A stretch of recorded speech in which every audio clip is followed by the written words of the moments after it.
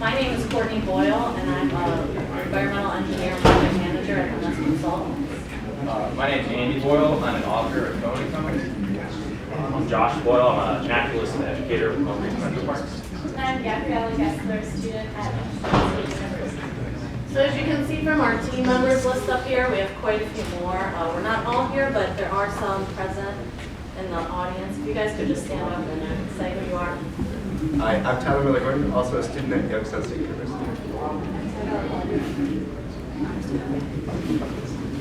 Anissa Dieter, architect at MS Consultants. Julius Oliver, first person council. So our project is the Wedge at Hazel Hill. It's a pocket park located on the corner of Wood and Hazel Street, just north of here, downtown, kind of in between the YSU and downtown area. This pocket park incorporates different green infrastructure elements, which we're going to talk about. But first we wanted to start with just what green infrastructure is and why it's important. So before there was development, when it would rain, our natural forests and meadows would absorb that water, plants would absorb that water, slow the water down before it went to our lakes, rivers, and streams. This would clean the water, and it would also deposit less sediment into the rivers, which causes a lot of pollution and degradation to the river. So now, post-development, we've built a lot of hard surfaces. All of our roofs, our roads, even our compacted lawns are considered hard surfaces. So when it rains, rather than that water infiltrating into the ground, it is going fast, moving across these surfaces and picking up pollutants, going into the storm infrastructure and taking those pollutants to the river, to our rivers, lakes, and streams. So what green infrastructure does is it gives us an opportunity to try to mimic that pre-development state. By using engineered solutions, we can put facilities on a specific site that will infiltrate that water, or at least slow it down and clean it up prior to it going to our rivers. And if you're not a tree hugger like me and don't really care about that, green infrastructure provides other good benefits as well. It gives us better air quality, it gives us a place for recreation. It's even been shown in some studies to lower crime rate. So it's a good community space, and it can provide a lot of benefits. So this is kind of where we started with the idea of implementing green infrastructure, and from there we developed a vision and mission to kind of lead us on where we wanted to go with our project, and Andy's going to talk about that. So initially, our vision was to enhance the community's ability to connect, create, and educate. Our team chose to focus on these three things because we felt like they were sort of foundational in any of the continued progress that's going to be made in this community. And from there, we came up with our mission, which was to create a green space that's conducive to education, entrepreneurship, and connectivity of resources, or of community members to the resources available. So from there, we asked ourselves the question, okay, what's the best way to utilize this budget in order to accomplish our mission and make it a reality? And beyond that, we asked ourselves the question, what's the best way to make that reality one that's scalable, which is to say one that can continue to grow in the future, both at the site we choose and potentially other spaces within the community. So we decided that the best way we could accomplish this was to create sort of a toolkit that would be made up of various elements. With those elements, we kind of subdivided them into three buckets, which were public art, community event space, and green infrastructure. And from within each of those buckets, there are sort of primary and secondary elements of the toolkit that could be sort of plugged in and out of whatever the sort of circumstances of the space we chose would be, or as I said before, any other space in the community that somebody decided they wanted to implement some of these ideas. So moving on from there, we started to evaluate the different locations that we were looking at. We narrowed it down to a few, and our team sort of came up with criteria, and in the end we voted on them to decide which one we wanted to pursue. In the end, our vote, we decided on what we now are affectionately referring to as the Wedge at Hazel Hill, which is the green space on the hill that's adjacent to the Youngstown Historical Center of Industry and Labor. It's on the east side of that building. And we chose this space for a number of reasons, but primarily it was the high visibility of the space, the fact that this space could serve as a connector between YSU's campus and the downtown community, and also because the volume of space available there gave us an opportunity to accomplish our mission initially, but then also leave some room for that space to grow into the future. So with that, Josh is going to talk about from there how we decided to implement our concepts in the space. Thanks, Andy.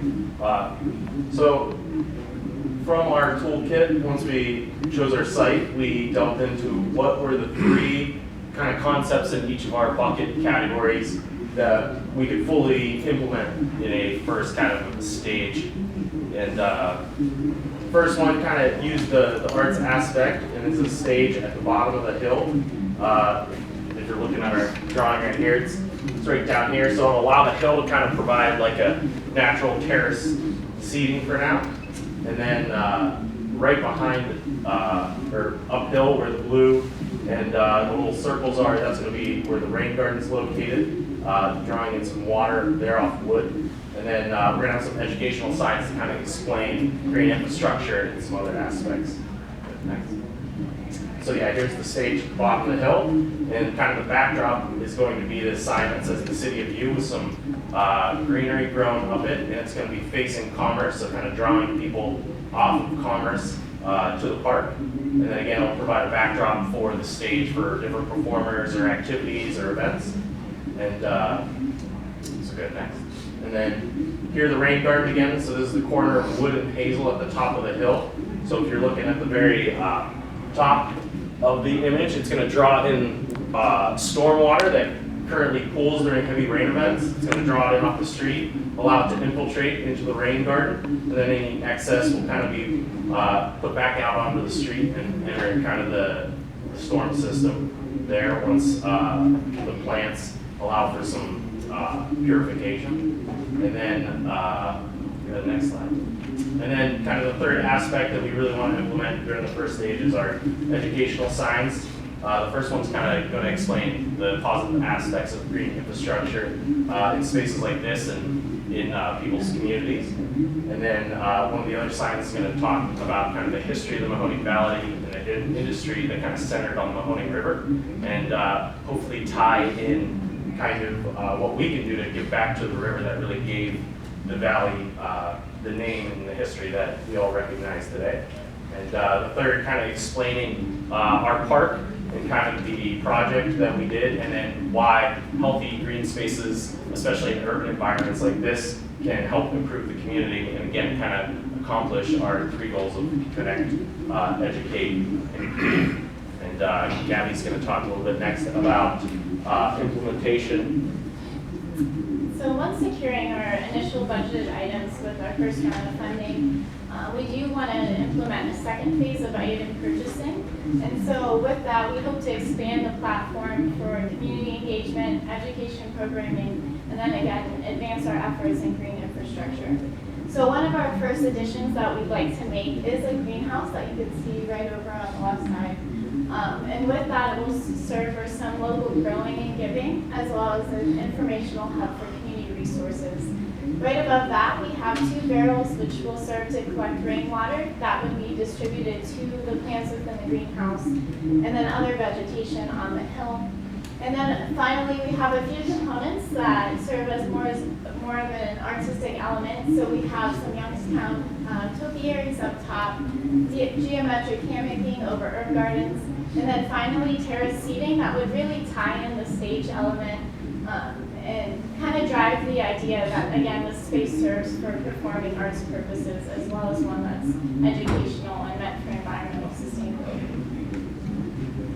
And then finally, we have some implementation, which consists of a list of partnerships and then a timeline for construction. So understanding the different facets of this project, we wanted to secure partnerships that kind of had relativity to each focus, being a health focus, environmental science, and then arts community engagement. So the first one would be Akron Children's Hospital Community Outreach, where they would bring health education programs and resources. Moving on to Friends of the Mahoning River, and they would serve in yearly cleanups or the installment of landscaping at initial phases. And then moving on to YSU student activities to bring in concert series and really bridge those two communities of the university and downtown, as well as Easy Street Productions to highlight elements of the performing arts that exist in our community. And next, we move on to the Wedge implementation schedule. And the first section, each color indicates the month in which we would complete those tasks. So the first section really focuses on design and construction. So we move from our final design to the securing of contracting, and then excavation and foundation focuses. And with our contractor, he would achieve the tasks that are above our abilities. So something past those basic aims of grooming and planting that we can work through.